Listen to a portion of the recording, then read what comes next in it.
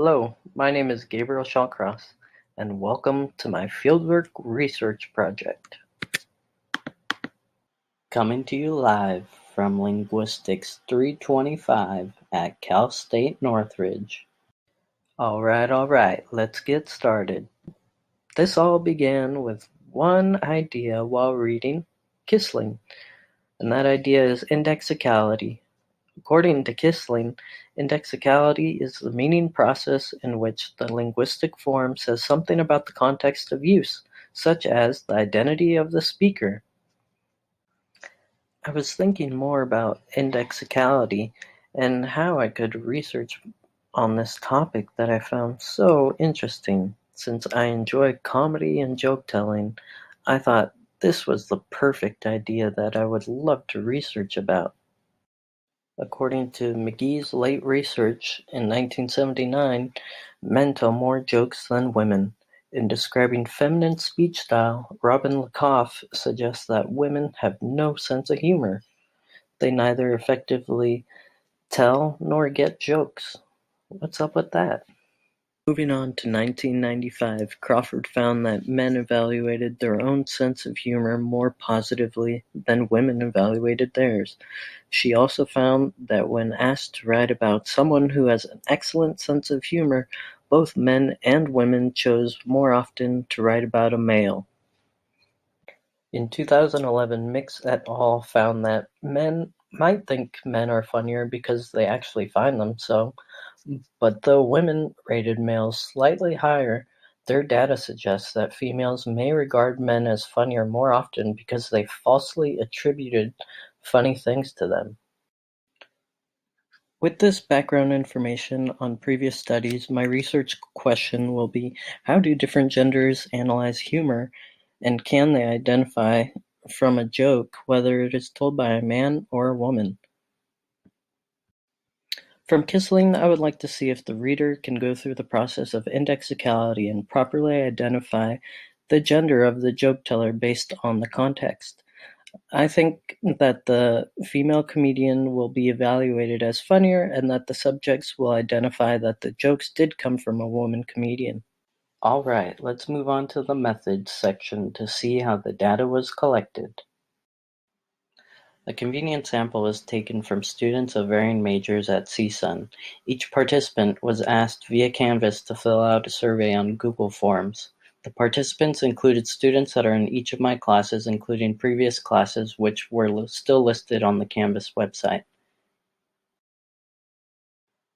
A total of 145 students consisting of 42 males, 102 females, and one preferred not to say.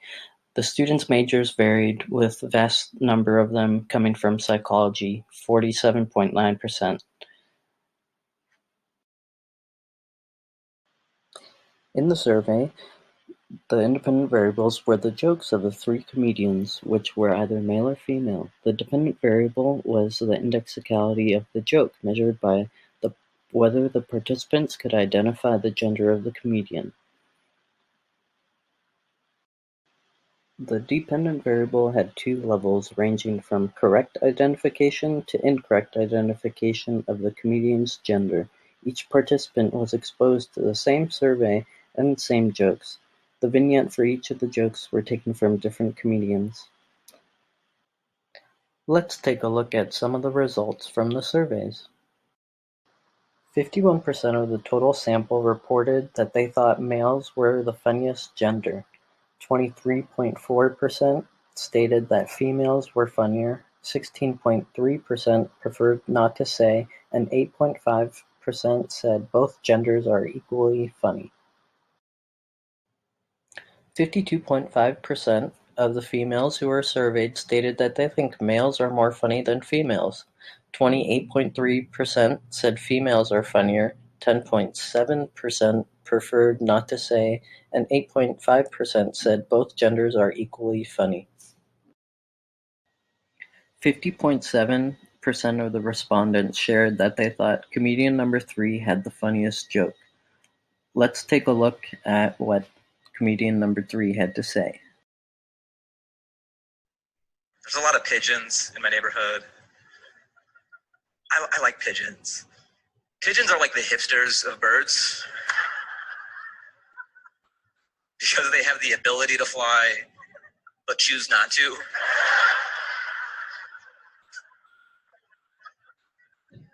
They're like, what are you, flying?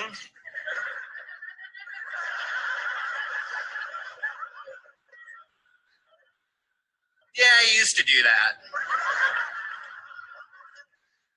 This is my new jam. I was sitting on a bench in my neighborhood in front of this huge flight of stairs, and I thought this pigeon was just gonna flap down all of them, but he literally just took the stairs.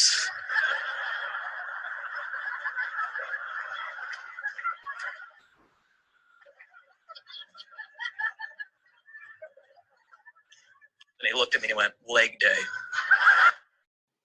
75.2% of the subjects were able to correctly identify the gender of comedian number 3, which was male. The participants were able to correctly identify the joke told by the female comedian 79.3% of the time, which was the highest for all 3 comedians. The average for all 3 comedians was 76.8% of the time people were able to tell the gender based on the context of the joke. When asked which gender do you think is the funniest, an array of answers were typed in by the participants who did not feel either gender had an advantage. A few examples of what were written are as follows. Being funny does not have a gender. It really depends on the individual's sense of humor, not their gender, in my opinion. Both. It depends on the joke and how it's delivered.